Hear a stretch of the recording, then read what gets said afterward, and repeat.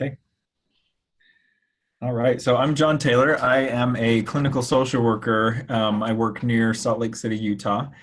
I'm also a CSAT, a certified sex addiction therapist. And so working with folks in addiction recovery, working with spouses of folks in addiction recovery, and working with couples is a big part of what I do on a day in, day out basis. So this weekly webinar that I host, or that I do, I focus on skills that we learn in recovery that are really effective when we translate them into practicing in our relationships day after day. So this particular topic that we're going to talk about today, the maintaining your sense of self in relationships, this comes, a lot of these reflections and a lot of what I'm going to talk about today comes from the work that I've done with mother enmeshed men. That's another area of specialty. I'm actually flying down to Phoenix, closer to Tammy, Thursday morning to host a workshop for men who are having a hard time getting the appropriate level of emotional, psychological, physical distance from mom and their family of origin. And they're finding themselves having a difficult time engaging in relationships, romantic relationships, any kind of relationship as they want, because they don't have a strong sense of self. Their self belongs to their parent, belongs to their family. So there's four components, I think, to maintaining, and I'm going to focus on the maintenance, not gaining your sense of self, because that's a very expansive topic. And it's also something we can get focused on. I think we can get really focused on who am I, not how do I maintain and how do I keep developing the sense of self that I already have. So these are going to focus on some things that you can continue to do that will continue to keep your sense of self strong, which will then allow you to, I think, show up as a solid entity in your relationship and show up ready to negotiate for what you need as well in your relationship. So the first thing I think to look at in maintaining our sense of self is to recognize what our story is. So this can be what has happened from day one in your life, kind of your lifetime story. It can be your story of today. But really tuning into who am I and what formed me, that's kind of our origin story, where we come from. I think some things that are really effective at helping us maintain our sense of our story, of course, therapy, I think is mainly focused on where did you come from and how does that have bearing on who you are today. Self-help, which I would include 12-step support and things like that, really diving into how other people like me function, or how other people who've had similar experiences, how they function. So reading books about what you're dealing with can be really helpful in maintaining your sense of your story. Because what we'll see in relationships, especially when the emotions are high and the need for closeness is really high, one of the first things that we'll sacrifice is our sense of self, or we'll sacrifice our unique story or our unique needs in order to give this person we're trying to be in a relationship what we feel like they need. And often, especially with these mother enmeshed men that I work with, they often find that in their quest to give their partner what they think their partner wants and needs, they've actually given their partner the opposite. They've given their partner a very ill-defined, not solid sense of who they are as a person. And so their partner is saying, I don't have a partner. I don't have someone I can lean on. So diving into our story is one of the ways we maintain our sense of self. And then I think the next level above that, or the next place to go, is diving into what we think. Thoughts are kind of the first place where our body and brain will start to process, or maybe the first place we recognize where our body and brain are starting to process what's happened to us. They're starting to process our story. I think that writing is incredibly helpful at diving into our thoughts. And I would say writing is more so helpful than talking initially, because usually when we're talking to somebody, there's some feedback happening. We may be reading their emotions and their face and their vocal cues and all of that. And we may be adjusting what we're thinking, again, to meet what we think their expectation would be. So I think an opportunity to be just in your own thoughts, This is where I think it may feel cliche, but a lot of people who enter therapy and 12 steps will be told, keep a journal. There's a reason for that. When we make external what's going on inside of us, we have a lot more awareness around what we're thinking. And I think it really helps us to be, to actually be able to be in a relationship when we do have a clear sense of these are my thoughts and these are my feelings. And we only get that when we pay attention to them and we work on validating them as they are. The next step, I would say, would be how we feel and being able to tune into that. Because, and I put that after thinking, because we know that our thoughts really influence how we feel. And so I would say the key to maintaining that sense of self around how you feel would be to talk to trusted people, talk to people who are safe enough, who have earned the right to hear your story, as Brene Brown would say. There's something about the talking. I noticed for me early in recovery, I wasn't way too connected to my emotions. That might be an understatement. But I noticed when I talked to people who were further along in the process, I could see things on their face, like when I was sharing maybe some things that had happened in childhood or some heartache in current relationships. I could see them expressing emotion that was present for me, or that was appropriate to feel in that. And it made me start to wonder, like, what is that person's feeling and why are they feeling that? And as I continued those conversations with people who were safe and who had earned the right to hear my story, I started to notice that I was more willing to feel some of those feelings. I was more willing to explore that within myself, not just see it in another person. So that I do think that the first two steps, the knowing your story through therapy, self-help reading, and writing out what you think are pretty important prerequisites to talking to somebody else and being able to discover your feelings that way. Because if we just jump into, I'm just going to talk about this and this person is going to tell me what to feel and what to think, we lose our sense of self. But when we come to the table with, here's the theories that are forming in my mind, or here's the storyline that's forming in my mind, and we talk with a person who we know is about making room for our story and making room for our experience, I think we can be helped tremendously in identifying what we feel by talking with that trusted person or those trusted people. The last step, I would say, in maintaining your sense of self in a relationship it has to do with what we do. So our behavior, our actions. And what that requires is accountability. Now, some of us, whether you grew up in a home where accountability was a 4-letter word, or you're in a relationship now where accountability feels like the worst thing in the world, maybe you've betrayed your partner, and accountability opens the door for you hearing about that heartache, and that's difficult for you. Or maybe you're the partner who's been betrayed and you want accountability and you're asking for accountability, and you're told that you're too intrusive and you ask too many questions and what I do is never good enough. Point is, accountability can be really difficult for us. It can be something that we're not too anxious to rush into. We're not too anxious to put ourselves out there for accountability. So I want to talk about accountability in a way that makes accountability a tool that you can use and an asset that you can possess, not something that you are required to give another person. So we know that one of the most effective ways of changing behavior, which I would say for anybody in any kind of recovery process, that's what you are engaged in, is changing behavior. One of the most effective ways of changing behavior is to account for what that behavior is.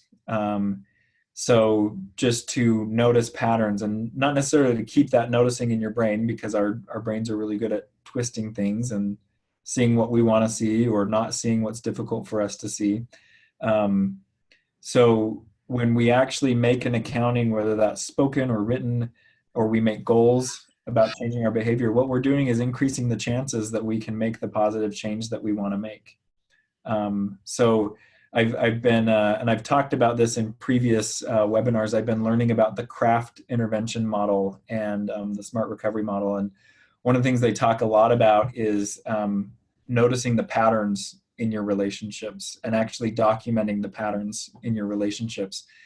because we're all really good at doing habitual things that may come from a very emotional place that aren't actually helpful for our goals in the relationship.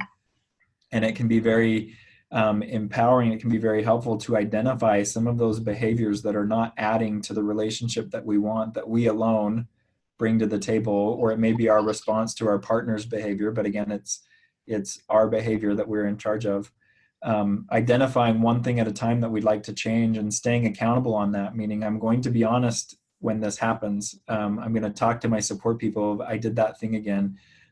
Or I'm trying to get my partner to open up to me by yelling at them about how not open they are. And that doesn't seem to be working. I think accountability is how we start being honest about what's working for us and what's not. And that's another key to accountability. If accountability only means the things you're not doing right, I think we're not prone to use accountability because that doesn't feel good. So a piece of that accountability, that paying attention to what we do to maintain a sense of a self, is also to own our accomplishments and own the things that we're proud of. Even go as far as celebrating that.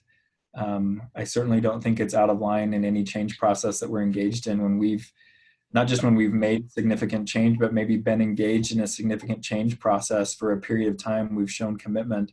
That's something we're celebrating.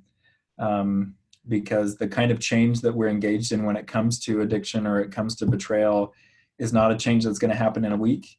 It's a change that's going to build up over time with an accumulation of helpful action.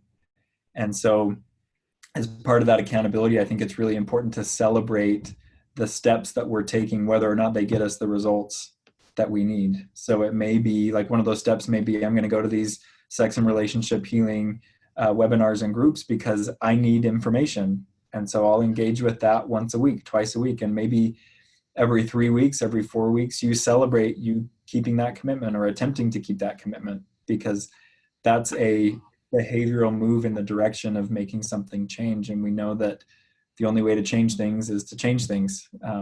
At the end of the day, insight and feeling differently and thinking differently only gets us so far. It's when our behavior starts to align with those new recognitions that we really see, I don't want to say this new self emerge, but maybe this truer self, the self that we may have lost during addiction or betrayal or enmeshment, things like that. So there's the four areas: paying attention to your story, paying attention to what you think, how you feel, and what you do. Putting some attention and work in there is going to help you maintain your sense of self in your relationships, so that your relationships can include you in the equation, not just the person that you're trying to be close to. I like that. What I hear is healthy balance. You're setting it up because I think it is really easy to go, well, if I have to be accountable, I'm responsible, and it's always about the negative. And I really like that you said pick one thing, because I thought, oh, it's easy for me to have the laundry list of I need to change all these things. Well, then it feels like I'm never going to be successful, so why even bother? But if it's just one thing, if this is my one goal and I pick this and then I see some progress in that and I go, okay, now I can take another one. But I remember early on in recovery too, somebody said, the definition of humility was, it's not about, oh shucks, I'm so, it's really having a true and honest accounting of who and what you are. So it is celebrating the positives as well as identifying the things that can stand some improvement. But I'm not, I'm not horrible and I'm not wonderful. I am who I am, and I'm always striving to make, more, make progress towards, my higher level, truer self. I was thinking too, because the year just ended, and I'm all about tracking things, and especially my little fitness stuff. I've got my little fitness app, and at the beginning of December, I was at one goal, and I thought, for a number of steps, per day, and all that kind of stuff. And I thought, well, I wonder if I can improve that. And I was very intentional about just that one thing. That's it, and it was like, okay. And at the end of the year, from the beginning of December to the beginning of January, the end of December, I had made progress on that. And that was like cool to me. And I thought, so when you're talking about this, I was like, well, that would be like, if I just use that type of mentality and pick the one thing, and then, start working towards that. And as that becomes more of a habit or ingrained and I see progress from it, then, then I can pick something else, to work on as well. So I was thinking too, I had a situation, in fact, it was just yesterday, and family stuff, and, Everywhere. yes, yeah. And holidays. And I told my husband, I said, this is what I had a message, and I said, this is what I read into this. And he looked at that and he said, that's you inserting your story into this and your vision of this. He said, that's not what I read at all. And I have that, he's that trusted, there's other people too, but he's a trusted person for me. And I've had other situations where I've gone, before you send off that email or before you call that person and, like, talk to this person, like somebody that knows both of us and can say, here's what happened. Here's what I think. Here's what I want to do. And I've had people say, that, I hear what you want to do, and here's what's going to happen if you do that. And it would be all wrong. And I knew that. I think I, underlying knew that. So finding those trusted people that I can bounce things off of has been, hugely beneficial.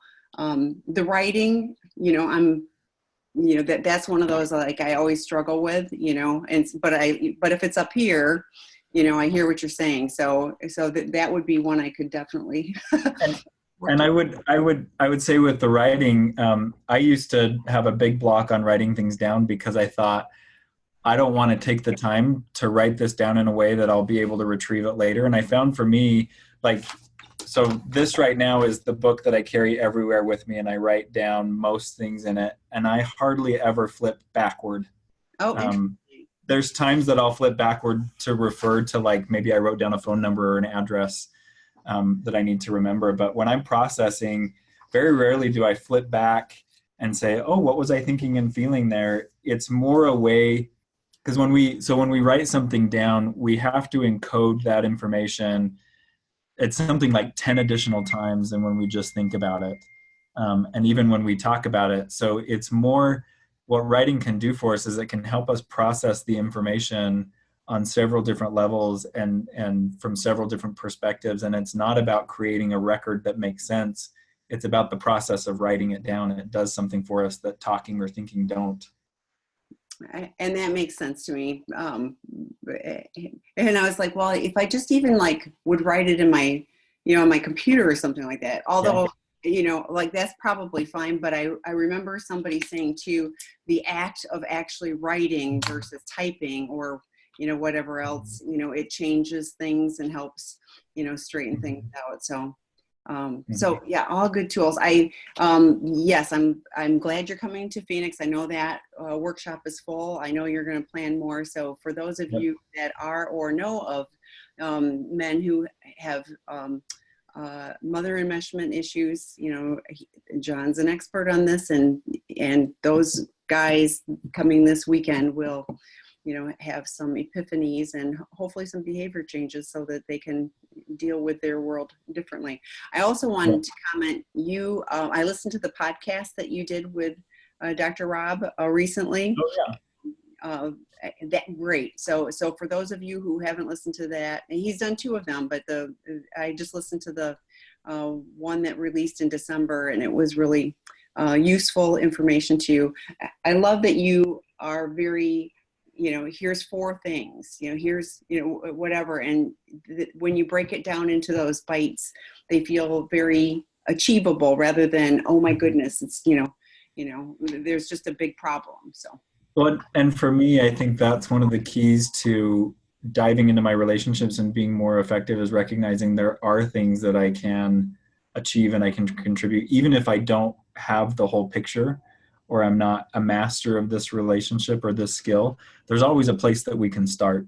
And so I hope as you're listening to this and as questions are forming, I hope you don't feel overwhelmed with, oh my gosh, I've got to do all these things. If you can identify one thing that you could get a start on, you're in a good position. And I think that's what recovery starts to teach us. How many of us start going to the rooms or start getting help with our betrayal or our addiction, and we're completely overwhelmed by it. And the wise people who are there to help us say one thing at a time, or just the next 24 hours or whatever that looks like. And that's the relationship skill that I'm hoping can translate from recovery, or there can be some light bulbs for the people listening, is that you don't have to get it right out of the gate. You just have to do something different. And if that different makes it better, great. You need to know that. If that different doesn't make it better, I always think of Thomas and Edison, who, how many different materials did he try in a light bulb before he found one that worked? And it wasn't that he was barking up the wrong tree. It was just as important to figure out what didn't work as it did to figure out what would work. I agree. And, the whole, nothing changes if it doesn't change, and Right. One of the tools that some therapists use is the Karpman triangle. And I've seen a number of demonstrations of that and people doing the same patterns. And it's like, it's exhausting to watch. And until somebody goes, wait, I'm tired of doing it this way and I'm willing to do something different, the pattern repeats. So in a relationship, if I'm always, if this happens and I react this way and it ends up being a negative situation and and that just keeps playing out, unless I'm willing to take an action rather than a reaction, so that life happens, if I'm not willing to do something different, I'm destined to do that same dance that isn't really working for anybody. So I think that's really important, and change, I know that there's so many people that are afraid of change. Even if it's terrible right now, I'm afraid of the change. And there are times I just go, I want this to change because, I have a hard time believing it could be worse. Now, sometimes it could be, but, but usually, it's different and different is, I think sometimes progress, and it may be the in-between, but, eventually I have a chance at having it be positively different. So any questions?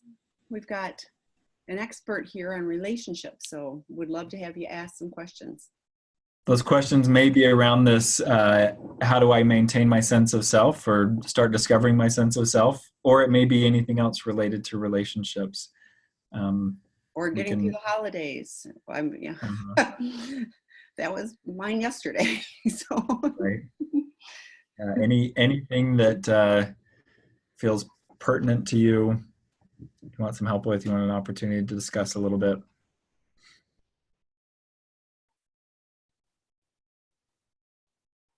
So do you know when you have the next Mother Enmeshment intensive that you're planning?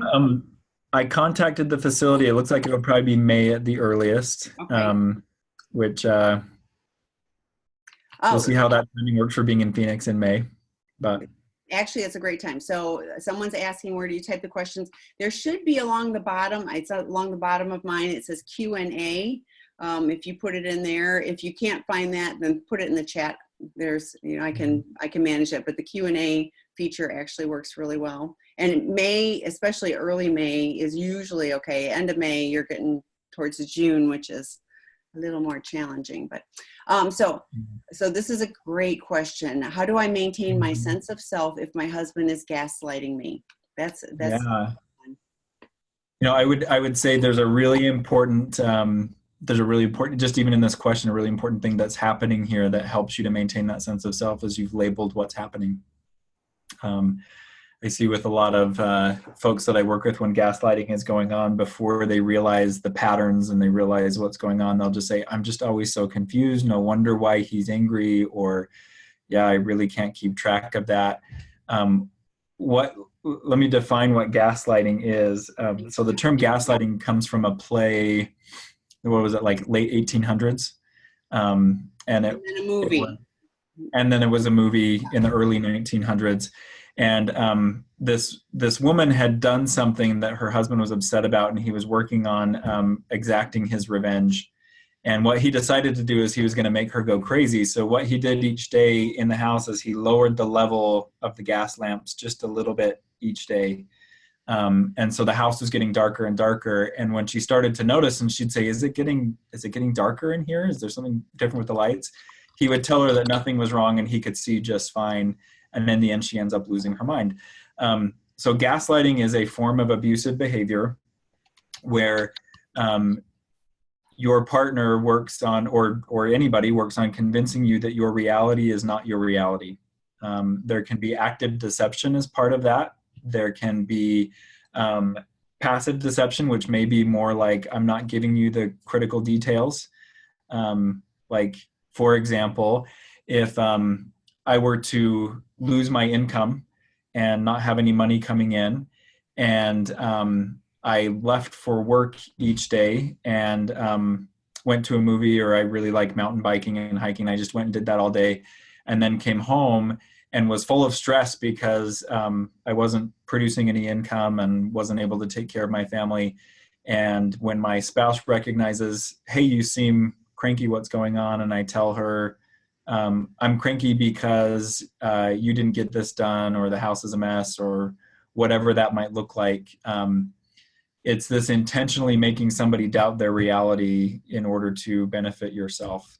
So I would say the first key here is getting some vocabulary around what's happening to you. That's part of how you start to maintain your sense of self, is because even just being able to apply the term gaslighting, that focuses you on your spouse's behavior instead of just your own confusion, which before we recognize what it is, or we have that vocabulary, we may be saying, I'm just missing something. I'm not smart enough, or I'm not putting this together. So I think it's a great place to start, to be able to categorize what's going on.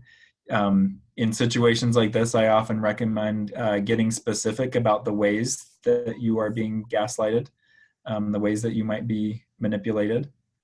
And that's not making your bad list that you're going to then harp on your partner for. It's more of a, when my partner's engaging in this behavior, I've come to know that that means that they're not in an accountable place, or they're not thinking about my feelings. They may be wanting to avoid some kind of consequence, or some kind of upset. So I would say that's the first place to start, is get the vocabulary around it. There's a lot of really great resources for that. I think Vicki Tidwell Palmer does some work in her boundary approach in identifying some of that. The book Facing Heartbreak, it's a workbook for partners of sex addicts. It has a section on gaslighting and manipulation, so that you get to know what that's looked like, and you look at the story there. There's also, gaslighting has become, I would say, almost a pop psychology term. There's a lot that's written about it, and most of what I've read online, I think, is helpful with it. So starting with that education, and then I think it's key to have somebody to talk to validate your reality. Best case scenario is the person that you talk to is your contract partner who's trying to correct the behavior, and being able to say, hey, when you said this, that wasn't lining up, or that made me feel crazy, and then your partner takes accountability. But often when active gaslighting is happening, your partner's not in a position to do that. So having a trusted friend, somebody from recovery, somebody to support you, so that you can recalibrate each time. Because even as skillful as we may get internally, I think that what resides only inside of us is susceptible to get confused over time. When we can reach out and speak with somebody about our experience, and get some of their feedback, especially if it's a trusted person who we know is in our corner, we may be a lot less susceptible to the gaslighting in the future, because not only do we have our own sense of like, this doesn't feel right to me, but we know that sense of this isn't lining up is validated by another person who hears the story and says, yeah, that doesn't sound right to me either. But those are some good places to start. And I'm thinking, support, the drop-in group for partners is next Wednesday, so not this week. But, I'm working on having more of those, but, do participate in that, because there will be other women who are, are going through it or have been through it, and can be, support for you. That we're working to build this particular platform out to have more opportunities so that you can connect. on each of those components. I also wanted to mention one of the other webinars that's coming around is one with Kim Buck, who's working on the workbook for prodependence.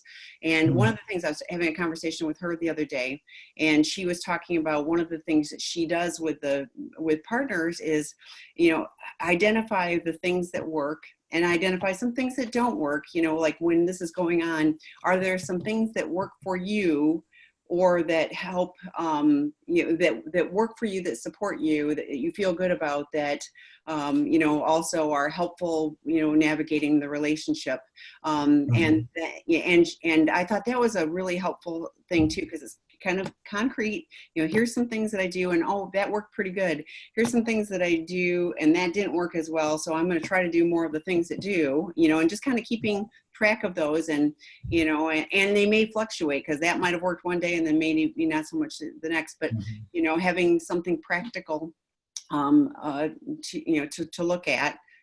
Another thing to journal there. But anyway, so Kim is going to be having a webinar starting soon, within the next month, on this platform as well. So I think that will be useful. So any other questions? While those are formulating, there was another piece of that question that I thought was critical. It said, if my husband is gaslighting me, I encourage people to look at gaslighting is your partner's behavior, not your reality. So when you can separate it and say they are engaged in gaslighting, I think that can help you to keep a sense of what's going on outside of you versus what's going on inside of you. And I think that's really important as well. So next question, can you suggest some ways I can prioritize the areas I need to work on? I feel as if I've got a huge self-growth burst. I've had a huge self-growth burst myself, and I have had to make a lot of changes, including walking away from some support groups that are no longer working for me. And good for you for identifying that. And although I'm trying to work on gaining some more support, currently my accountability is limited to my sponsor and one lady I can rely on. And I feel I have so much work to do, mainly with my teen son, clearing up some of the damage I've done, and parent in more healthy ways to help grow. But I also want to work on trying to find friendships that are healthy for me. So that's, as always, it sounds like in a recovery process, there's lots of important moving parts. I think it can be really difficult to determine what's most important for me to be focusing on. Something that I have found really effective in kind of checking my behavior or checking my plans against what's most important. It's called a hierarchy of values list. And you sit down and you list out, I start with a minimum 4 to 5 top values in my life. And you list those out and you check that list against what I'm doing. Is what I'm doing representing these values that are important to me? And values are things that we're willing to shift our time and priorities for. They're things that we are willing to take a stand on. They're not passive elements of our life. So if one of my values, just taking from this question here, I would imagine if you're leaving a support group that's no longer working for you, one of your values might be around honesty or transparency or safety. And you may notice that my support group doesn't have those qualities, so there's this discrepancy. And whenever there's a discrepancy for us, something has to change. Either the value has to change, or the belief has to change, or the behavior has to change. Oftentimes both things change. But I found that hierarchy of values a really clarifying tool for me in identifying what's most important to me next. I've recently undertaken some pretty big changes in my professional life, and I feel like I have 50 great options and I want to say yes to them all, but realistically I can only say yes to a handful. And so I listed out this priority, or this hierarchy of values, and I noticed at the top was quality time with people that I love. And that really helped me. There's other times in my life, not that I don't appreciate quality time with people when I love always, but there's other times in my life where that may not be as critical, or I don't feel like I have to work as hard as that because it's kind of happening. But right now it's one of those things that I have to be very intentional about making sure it happens, or that value doesn't show up in my life. And that made it a lot easier for me to choose what I was going to put some attention on and what I was going to be saying goodbye to. And so I really like that hierarchy of values as a starting place, because in this question, again, as I look at all of the things that are outlined here, I don't look at this and say, oh, there's a clear winner and there's a clear wrong answer. Like, all of these things are important. And sometimes day to day, the priority needs to be different. And I think that's okay too. As I look at it from a recovery and relationship standpoint, I think flexibility is one of our greatest assets in having relationships that work for us. Not flexibility in the sense of we bend so much that we have no backbone, but flexibility in the sense of what's needed and what's important to me now or today I can attend to. So I would strongly encourage starting with what's important to you today and how can you bring some things in alignment with that. And if that changes in a day, in a week, in a month, that's okay too, because you're this organic growing organism and your needs are not going to stay fixed. They're not going to stay constant. And I think we're far happier and we feel far safer when we have that adaptability and flexibility going for us, rather than I've got to get the plan and this will be the plan forever. It needs to change. And what I hear you saying in this is I need to do some things to parent my teenage son in more healthy ways and to clear up some of the damage. Well, I was thinking, if you are doing things to parent him in a healthy way, you are going to clear up some of the damage. It will come from that. So if your intention is I'm going to clear up some of the damage, like that may be harder and less attainable, other than doing the next right thing to be a healthy parent for him. So yeah. For me, I use this, and I still use this, because I can get overwhelmed with, I've got so much to do, even if it's the little laundry list of things, but if it's the, like these big goals, that's a big thing. But how can you break it down into, something that's achievable? And then for me, it was do the next right thing. So all I have to do right now is the next right thing. And if I do that, and how do I know what the next right thing is? Well, what's in front of me, and what's, like you said, with your hierarchy, like what's going to help me achieve the goals that are actually on my list. So, and then it's, that's all I have to do. Well, that's attainable, achievable. Yeah, and keep in mind too, the sense of knowing what to focus on. This is a skill set that builds over time. So if you're unsure of what to do, try something, make an experiment, see how you feel. If you get it right, great. You're learning how to listen to that intuition. If you don't get it right, great. You're learning how to course correct when you're off track. And both of those things are really, really needed in recovery. And we're going to talk about this next week. The topic of next week is practice, practice, practice. Because I think that very rarely do we get relationships perfect, or we get our recovery perfect. But we can do something rather than nothing, and see what are the consequences of that action. It actually, I think, gets us more focused on what we can do to make a difference, rather than being paralyzed with I don't want to get it wrong, which I think tanks many a recovery. Well, and for me, it was, if I did it wrong, first of all, that's, kind of on a spectrum. But second of all, if I did it wrong, I was bad, and I had to take out that I am good or bad, because that was vocabulary that I used pretty consistently about myself, and was so, I kept stabbing myself in the foot with it, and then it made it more difficult for me to try something. So what I learned for me was that if I just went, I'm going to try something, and it may work better than others, but I am not good or bad as a result. I am who I am, and that doesn't make me a good person or a bad person. That may not have been my best action, but that doesn't have to affect my self-worth. That was hugely freeing for me. And, you know, as long as I stick, every now and then I lapse and I go, oh, wait, you know, but for the most part, you know, if I can stick to that, and at least I catch myself, you know, now, but, you know, if I can stick to that, it takes out the morality, you know, and me making myself to be, you know, not worthy. So. Mm-hmm.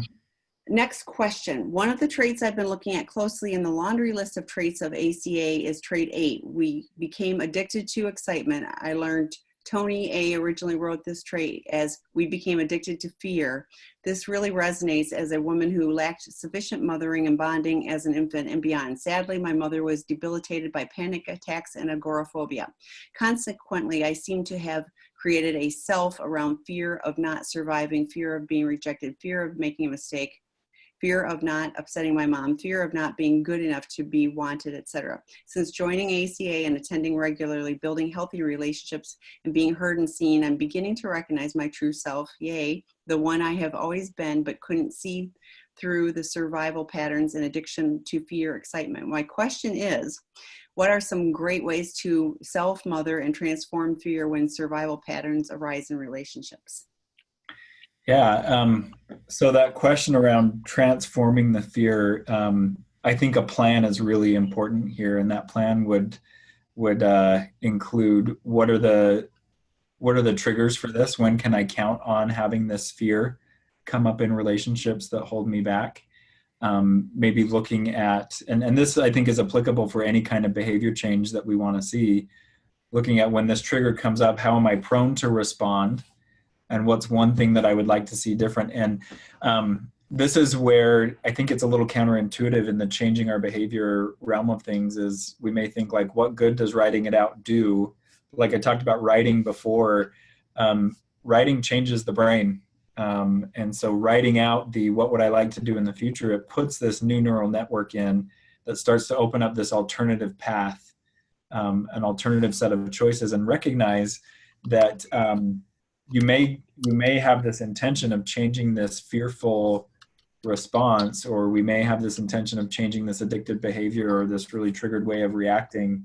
And that intention may not change the behavior. So don't be afraid to I call it doing the autopsy afterward. Go back and look like, okay, this happened again. These were the triggers. This is what I saw. And this is why it was so hard for me to act in a different way. Greeting that with a lot of compassion and a lot of acceptance. I think of, so my two kids, I have two boys. I have a 6-year-old and an almost 9-year-old. And they are in that phase where they're doing things that feel really brave to them. And they're doing it without like, am I okay to do this? Like they're experimenting a lot, which I think is so exciting. And one of the things I've noticed as they'll do that, like, hey dad, come look at this. And then they'll show me, like my 6-year-old the other day he'd made a pile of pillows on the floor and he was doing trust falls with himself from the couch onto the floor. And he wanted me to come watch him. And I could tell like he had this idea and he hadn't really tried it out yet, because when he started trust falling back, he would just jump backwards into the pillow. And he watched me every time for, what's your reaction? Like, is there danger here? Should I be worried about something? And I said, that's pretty cool. Are you wanting to fall on your back? And he's like, yeah. And I said, do you think you have enough pillows? And he's like, no. So we went and found like a bunch more pillows. But there was this interaction between the two. And we talk about this self-mothering. I think one of the ways that we start to approach fear is we recognize there may be this really young, scared part of me. There's also a more functional part of me that might be able to help coach me through this and think through this. And internally, we really have that back and forth going. So I would encourage for anybody who's looking at changing some of this, like, here's my internal state and I want to change that. Literally have a conversation with yourself around that. Think, how would I want this to look? What's possible for me? And then recognize that change is hard and change is scary. And especially when it comes to fear, like there's going to be a lot of fear there. Talk with yourself in compassionate ways. As my older son, he's awakening to the reality that relationships are complex and elementary school boys and girls are not the best friends. And so we do a lot of talking about what he's seeing and feeling and greet that with a lot of compassion and curiosity. And we make sure that we keep the conversation open, not that we try to find something that solves it now, because this isn't a problem that's going to be solved now. And when it comes to long-term fear and survival patterns for us, we won't find a solution now, but we can find a way of being with ourselves and talking with ourselves. So I would say the focus on the process might be a little more critical than the focus on what do I do.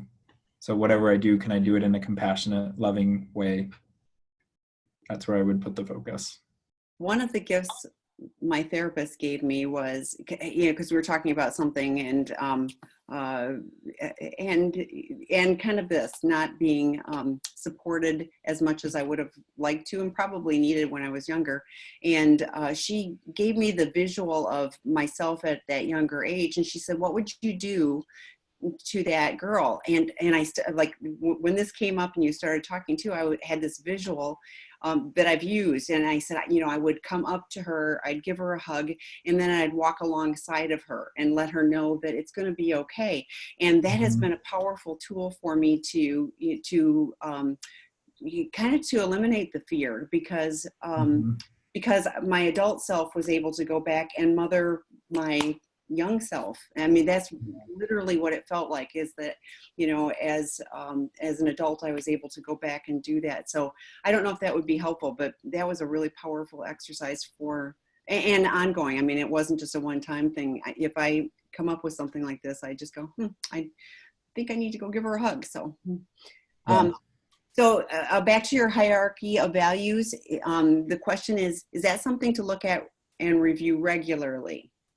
For me, it is. It's kind of one of my cornerstones that I go back to. I have a document that I read each morning. I call it my mindset document, and it's really about like envisioning from a relationship standpoint, a professional standpoint, spiritual, all of that standpoint. What's important to me and what do I want to see happening?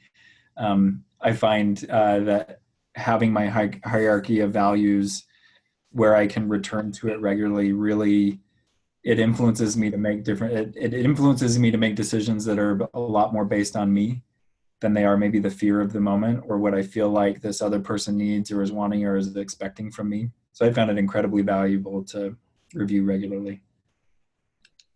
Thank you. Next question is, my husband has been trying to start arguments. He will interrupt me and say contrary rebuttals, not listen to me, and then tell me I'm not acknowledging him. He has done this tactic in the past, and I would eventually lose it and yell and get angry. I feel horrible after and feel gross when he is doing it. I think that's gross. I don't know how to handle this situation. Yeah, I'm going to be recording a series of webinars, I guess, with an organization called Bloom for Women. And I'm going to be talking about effective boundary setting in situations like this. So I'll give you the Reader's Digest version now. And I actually think some of this would be good for us to do some webinars on some of this boundary setting stuff. So again, really good recognition. I feel horrible after, I feel gross when it's happening. So that tells me, and we can look at these unhelpful patterns in general. When we start feeling like when this is happening, I feel gross, that means our body's telling us, be aware, this is not what you want, which is a really great asset to have. Here I would implement, and in similar situations, I like something called the talking boundary. And it's four components to a conversation that I have found being really effective for changing how we're interacting and getting what we need. So the first part is we say, when this happens, and so if this is happening with a partner, that's not a criticism, it's giving context. So when I feel like you're trying to start an argument with me, that's the first line. Then the second line is the story I tell myself is. So this brings the focus back to what's happening inside of me. Let me inform you what your behavior sets off inside of me. So it might be the story I tell myself is, you aren't interested in what I'm feeling and what I'm thinking, and I feel really, and I tell myself that I'm alone, and that makes me feel, that's the third line, and that makes me feel frustrated, that makes me feel gross. So we share the emotion. Again, that's a piece of accountability. So because I'm thinking this, here's how I'm feeling. And then we move into that action and we say, so what I need is, or what I need from you is. So in situations like this, we see this a lot in like drug and alcohol addiction, is we may have a partner who shows up and they've been using and they're belligerent, or they're, you know, not frontal lobe engaged. So being able to say things like, it doesn't feel good to me to interact with you when you're drinking or when this is going on. So I'm going to go to a movie with my sister, or I'm going to go grab a coffee, or I'm going to go for a drive. And what that does is that changes the relationship interaction, because instead of getting into, no, you are, yes, I am, like instead of doing that back and forth, we move into space that allows us to care for ourselves. Our partner is left with the natural consequences of their behavior. So like when somebody is abusive towards you, or when somebody is not kind towards you, it's natural to draw back. And that serves a function socially. When we draw back from somebody, it's an invitation for them to think about their behavior and what they did. So it's naming the behavior and moving into a space where you can take care of yourself, and your loved one has the opportunity to feel the impact of their behavior. So it's not you saying, I'm going to go grab a cup of coffee and you think about what you did. It's just, this interaction doesn't feel good to me. I think this is part of our cycle. When this goes on, I tell myself that it's hopeless and things aren't going to change, and that makes me feel really sad. So I'm going to go get a cup of coffee and I'm going to reach out to my sponsor. And then you go do what you need to, and then you're not in the same space ruminating on what's going on with your partner and trying to change the behavior. You're moving into space to take care of yourself. And you come back when you feel ready to come back. And maybe you come back and you're ready to continue a conversation, and maybe your partner has chilled out. But you come back and you read the situation again and see what you need. It may be that the issue has passed for your partner because they couldn't get you to engage. It may be that your partner thought about what they did and you come back and they say, yeah, I was out of line. Like, let's talk about this. Or you may come back from your cup of coffee and your partner may be asleep because they were really worked up and they're exhausted. And so you wake up the next morning and you see where things are at. But I think really effective ways at communicating your boundaries and having a plan for getting out of the situation. I think when we're dealing with a loved one who may be impaired because of addiction or whatever, remember that there's not a frontal lobe there for you to deal with. So part of that plan needs to be getting out of the shared space in a way that doesn't feel abandoning, in a way that communicates, I will be back. So I'm going to go see a movie with my sister. I'll be back in a couple of hours, or whatever that looks like. I think that's a safe way to leave, because it's not about abandonment. It's about you getting what you need. I think that's great. And it goes back to what you were talking about earlier is, if something's going to change, something's got to change, this would be changing something. And kind of like I said with the Cartman triangle, where, if this is the dance, you start this, he does that, then you do this, then you feel bad, and repeat, and so taking yourself out of that equation in a healthy way, try that, and if that doesn't work, try something else. So yeah.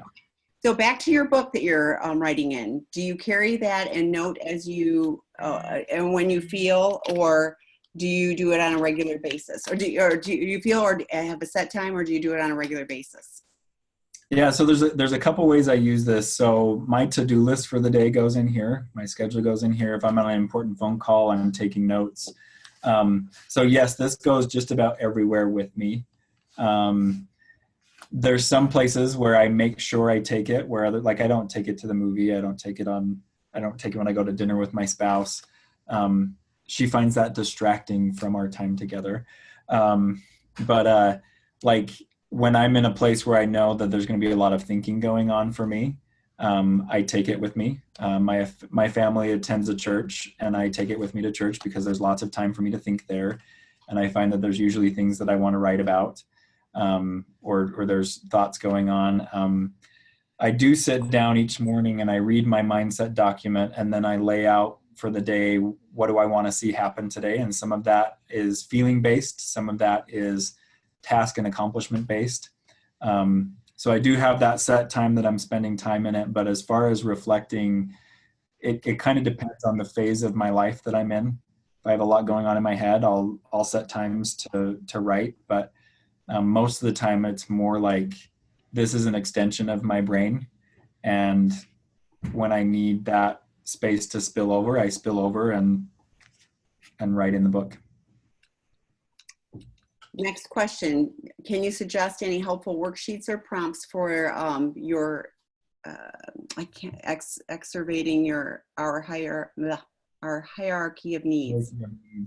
I'm not sure. So that's a tool I got from Smart Recovery, and they have an online library. If you Google Smart Recovery online library, they have a lot of their tools and things they write. And I don't remember if the hierarchy of values is in there, but that would be a place to check. But it's just, what are the things that are important enough to me that I'm willing to shift my time, my priorities, that I believe strongly enough about to fight about.